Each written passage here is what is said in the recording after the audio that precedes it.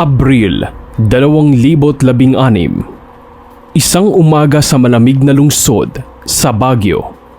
Nagkagulo ang mga bisita at staff ng isang hotel nang biglang dumating ang mga pulis. May sinabing insidente raw sa isang silid ng gusali. Pagbukas ng pinto, isang nakagigimbal na tanawin ang tumambad. 3 bangkay, isang lalaki at 2 babae ang nakahandusay sa loob. Isang duguang kutsilyo ang iniwan sa gilid ng banyo. Walang bakas ng forced entry.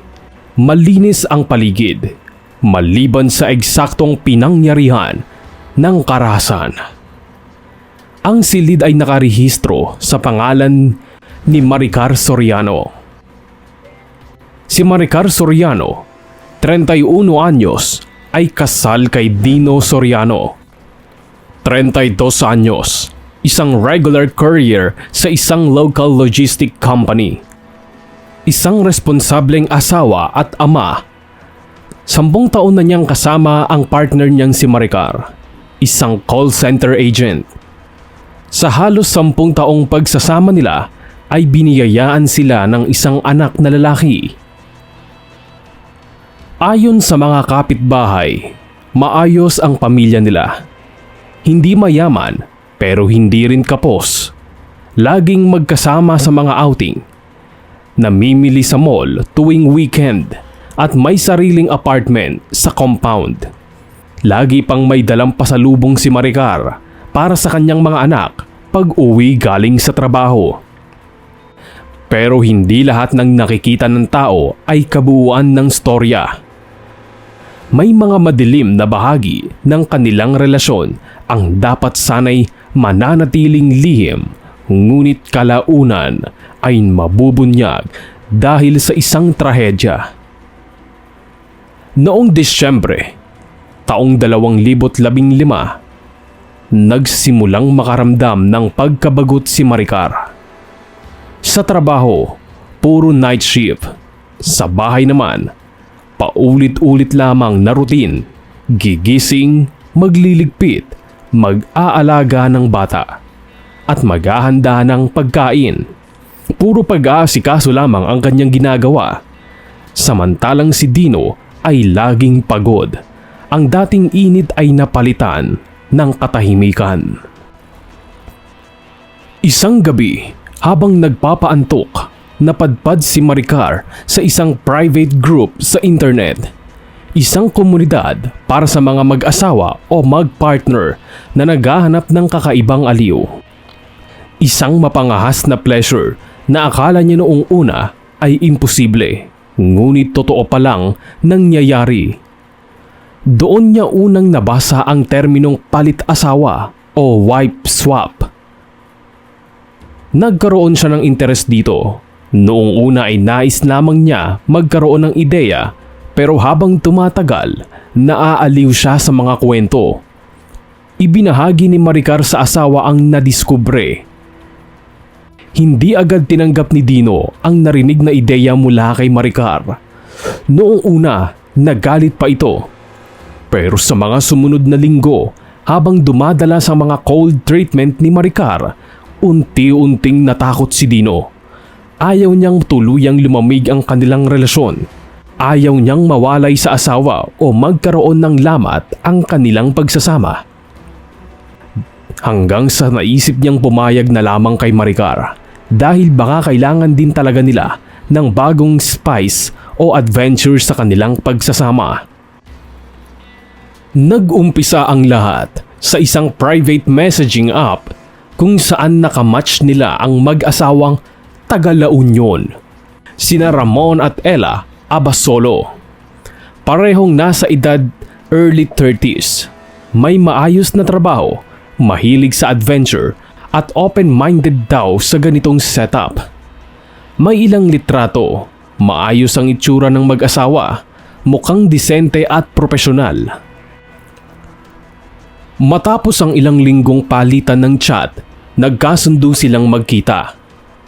Isang weekend sa Baguio ang napagkasunduan sa isang hotel sa bayan. Pebrero 2016, Sabado ng gabi. Nakabihis si Maricar. Naka-leather jacket at maikling palda. Si Dino naman, nakapolo at maong. Tahimik sila habang nasa biyahe. Sa loob ng jeep, ilang beses niyang tiningnan ng asawa. Hindi niya mabasa kung excited ba ito o kinakabahan siya. Hindi na rin niya alam ang nararamdaman niya. Pagpasok sa hotel, kinabahan si Dino. Parang hindi siya makahinga. Tila may bumubulong sa isip niya na huwag nang ituloy. Pero nang makita niyang masayang tinatawagan ni Maricar si Ella at sabik na naglalakad paakyat sa hagdan, sa huling sandali, gusto niyang hilahin ang kamay ni Maricar pero hindi niya magawa. Sa loob ng silid, malamig ang hangin mula sa aircon, ngunit mabilis itong tinabunan ng init mula sa apat na katawan na parehong nasa hangganan ng pagkailang at pagnanasa. Nakaupo sa magkabilang gilid ng kama ang dalawang pares. Nagkakatinginan, tila nagbabasa ng signal mula sa isa't isa. Si Dino naman ay tahimik.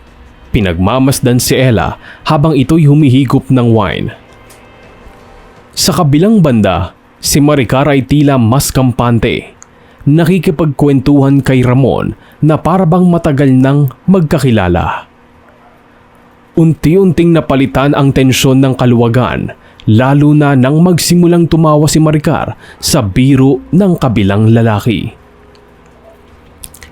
Habang tumatagal, naging mas malalim ang pagkalubog ng bawat isa sa sitwasyong dati imposibleng isipin. Ang mga mata ni Dino ay hindi makaiwas sa pagsulyap sa sariling asawa kasama ang ibang lalaki. Sa loob-loob niya, kumikirot ang hindi maipaliwanag na selos at pagkalito, ngunit patuloy niyang kinukumbinsi ang sarili na ito'y bahagi lang ng kasunduang pilit niyang inunawa. Makalipas ang ilang oras, ang kwarto ay napuno ng ingay. Malalim na buntong hininga at mga langit-ngit. Nangyari ang lahat sa loob ng gabing yon. Para kay Maricar, tila isang bagong adventure ang kanyang naranasan. Para kay Dino naman, parang tuluyan nang nabasag ang pader na bumapalot sa pagkalalaki niya. Kinaumagahan, tila walang nangyari.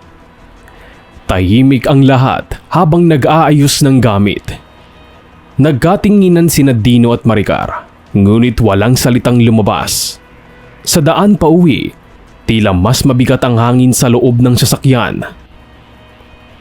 Sa mga sumunod na araw, nagsimula ang katahimikan. Si Dino bagamat pilit pinapaniwala ang sarili na sapat na ang isang beses ay unti-unting nadudurog. Bawat hapunan, naiisip niya ang eksena ni Maricar sa piling ng ibang lalaki. Bawat pagkakataong magkalapit sila, may bakas ng distansya. Sinubukan niyang kausapin si Maricar. Tama na raw ang isang beses. Hindi ito para sa kanila, lalo na para kay Gio. Ngunit ang sagot na nakuha niya ay isang tango lamang. Walang malinaw na kumpirmasyon at halatang napipilitan lamang. Sa paglipas ng mga linggo, unti-unting nagbago ang ihip ng hangin. Hindi na umuuwi si Maricar sa tamang oras. Palaging may dahilan. Overtime, team dinner, pagsama sa kaibigan, at kahit walang ebidensyang matibay, ramdam ni Dino na may mali at may hindi sinasabi ang kanyang asawa. Mula sa labas, si Dino Soriano ay tila walang pagbabago. Pumapasok sa trabaho, kumakain, kasabay ng kanyang anak. Tahimik sa mga salo-salo ng compound. Ngunit sa loob niya, tahimik na kumakalas ang tali ng pasensya. At unti-unting nawawala ang tiwala niya sa kanyang asawa. Sa bawat pagbukas ng pinto tuwing hating gabi, sa bawat palusot ni Maricar, may bagong lamat na nadadagdag sa pagkalalaki ni Dino. Isang Biyernes ng hapon noong Abril 2016, matapos ang delivery ni Dino sa kanyang area, ay nasulyapan niya si Maricar na papalabas mula sa gate ng pinagtatrabahuhang call center. Sa halip na umuwi, sumakay ito ng taxi. Hindi na siya nagdalawang isip pa, sinundan niya ito gamit ang motorsiklo. Nakisabay sa agos ng mga sasakyan habang pilit pinakikiramdaman ng kabog ng sariling dibdib. Huminto ang taxi sa tapat ng isang hotel malayo sa sentro ng Baguio. Naghintay si Dino mula sa kabilang kalsada. Hindi pa man nakakalampas ang 5 minuto, 2 pamilyar na muka ang dumating. Si Ramon at Ella Abasolo. Walang ilangang pumasok ang dalawa. At sa mismong lobby, nakita ni Dino ang pagtawa ng kanyang asawa. Isang tawang hindi niya matandaan kung kailan niya huling nakita. Sa halip na sumugod agad, nag-book ng sariling kwarto si Dino sa parehong hotel.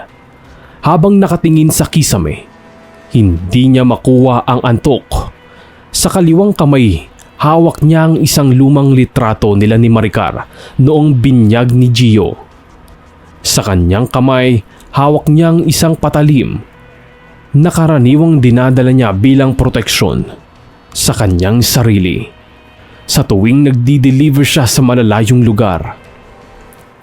Hindi niya plinano ang lahat, ngunit tila tadhana ang nagdala sa kanya sa lugar na yon upang matukoy ang pagtuloy ng kataksilan ng kanyang asawa. Makalipas ang ilang oras, lumabas siya ng kwarto. Tumayo sa harap ng isang pintuan kung saan sigurado siyang naroon ang kanyang asawa. Kumalabog ang dibdib niya, ngunit matatag ang kamay. Kumatok siya at wala pang 1 minuto, bumukas ang pinto. Si Ramon, nakatapis lamang, gulat ang muka, walang tanong at walang salita. At sa isang iglap lang, nabuwal ito matapos sugurin ni Gino. Sa loob ng silid, naroon ang 2 babae, si Maricar at Ella, na halatang gulat na gulat at takot na takot. Sa loob ng ilang minuto, nangyari ang komosyon sa loob ng silid nang walang ibang nakakaalam. Walang ibang nakarinig ng sigawan dahil sa nakasarado ang pinto ng silid. Ang mga ingay at kalabog ay inakalang normal lamang sa mga taong nagche-check-in sa hotel. Kinabukasan, bandang 9:00, nagpunta ang housekeeping staff para sa room cleaning. Wala pang sumasagot sa ilang ulit na katok. Nang hindi pa rin bumubukas, kinontak na ng management at kailangang buksan ang kwarto gamit ang master key. Ang bumungad sa kanila ay isang tanawing mahirap ilarawan, ngunit naroon si Maricar, Ella at Ramon. Kapwa hindi na humihinga, walang senyales ng first entry at naging palaisipan sa mga staff kung sino ang maaaring gumawa ng bagay na yon. Agad na nakarating sa pamilya ng mga biktima ang nangyaring insidente. Sa isinagawang investigasyon ng lokal na otoridad, natunton ang lead sa CCTV ng hotel. Malinaw na nakita ang isang lalaki na kinilalang si Dino Soriano. Pumasok sa silid bandang hating gabi. Ilang oras ang lumipas. Muli siyang nakita sa hallway, nakayuko at tuloy-tuloy na bumaba sa hagdan. Hindi na siya nakita pang bumalik. Agad na nagtungo ang mga otoridad sa tahanan ni Dino sa isang compound sa Aurora Hill. Wala na ito roon. Iniwan ang anak na si Gio sa lola, ang ina ni Maricar, na gulat sa nangyari. Ayon sa matanda, ilang araw nang tahimik si Dino, ngunit hindi nila inakala na may mangyayaring hindi maganda sa pagitan ng mag-asawa. Bawat kamag-anak ng mga nasawi ay dumulog sa mga pulis. Ang pamilya ni Maricar, labis ang hinagpis. Hindi makapaniwala sa biglang pagkawala ng anak. Pero mas lalong hindi matanggap na ang ama ng kanilang apo ang hinihinalang salarin. 3 linggo ang lumipas. Walang palatandaan si Dino. Hindi ito pumasok sa kanyang trabaho, hindi rin nagpakita sa mga kaibigan. Hanggang isang araw noong Mayo 2016 ay kusang isinuko ng lalaki ang kanyang sarili. Naharap ito sa isang patong-patong na reklamong inihabla ng pamilya ng mga biktima. Kumuha si Dino ng abogado para depensahan ang kanyang nagawa. Ikinuwento nito ang lahat ng walang pagtatakip. Inamin nito na sumali sila ni Maricar sa isang adult lifestyle group kung saan nakilala nila ang 2 pang biktima. Hindi itinanggi ni Dino ang kanyang ginawa. Hindi rin siya humiling ng simpatya.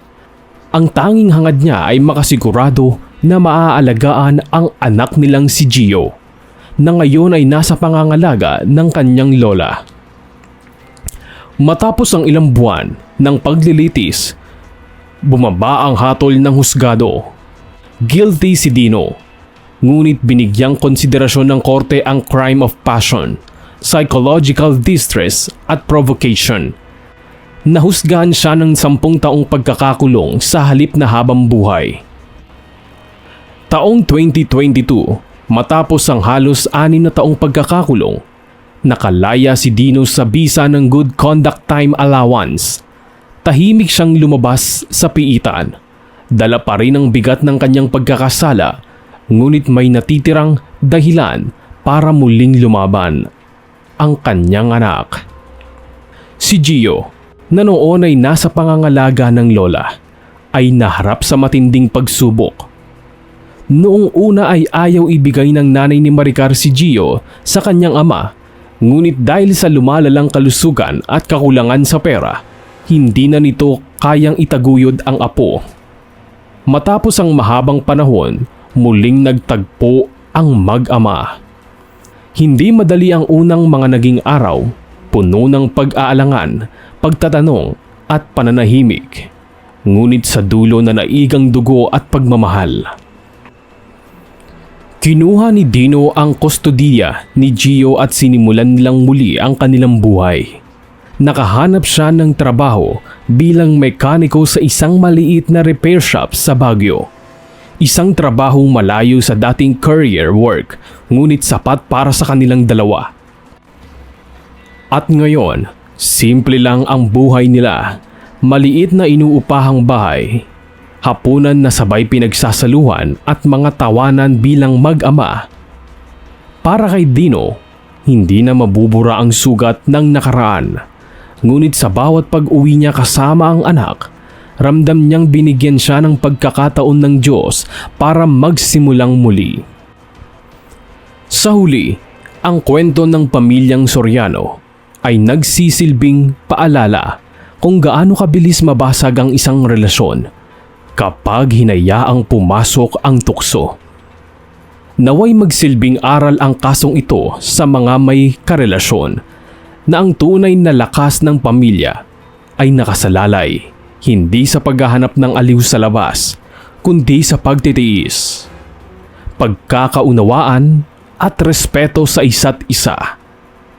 Isang maling hakbang ang nagbunga ng trahedya, ngunit ipinapakita rin ng bagong buhay ni Dino at Gio na kahit sa gitna ng abo ng nakaraan, maaari pa ring umusbong ang pag-asa at isang panibagong simula.